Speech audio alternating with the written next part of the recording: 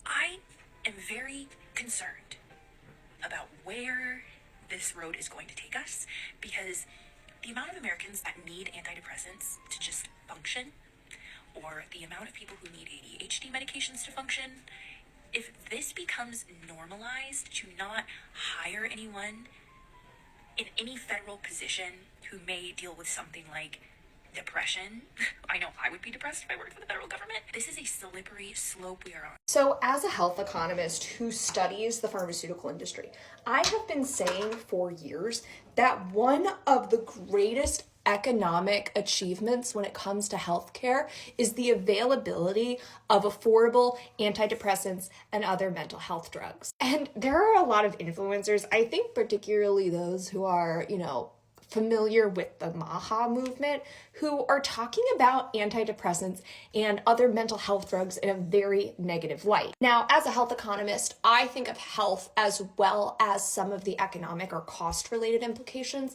And whether you like it or not, mental health drugs like SSRIs, like benzodiazepines, like Adderall, these drugs have had an incredible health benefit to people as well as an incredible economic benefit in terms of getting people's life back on track. Do you think some of these people support claims by RFK Jr. saying that antidepressants cause school pew-pews, or that the people who are on benzodiazepines and Adderall need to get off of them and go to an organic farm and that's the only way they're going to cure their mental health, is frankly concerning. According to the World Health Organization, almost 5% of the world's population, an estimated 380 million people, suffer from depression. And we can quantify the economic impact of untreated depression in dollars. This study actually does this. And what it finds is that due to workplace absenteeism, to people feeling generally unmotivated,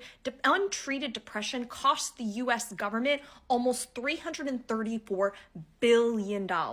And again, I'm an economist. I am not factoring in here just the general pain and suffering that people with depression and other mental health disorders go through every single day. And what this creator who I stitched is saying is that if the US government starts looking at people who are taking SSRIs or benzodiazepines as if they have a disability and they choose not to hire them, do you think that this problem is going to get better or worse? The evidence that shows that the health impact of antidepressants on depression is very, very strong and secure. This is a meta-analysis, so it takes a bunch of different peer-reviewed studies, it looks at the results, and it comes to a huge conclusion. In fact, this study looked at 680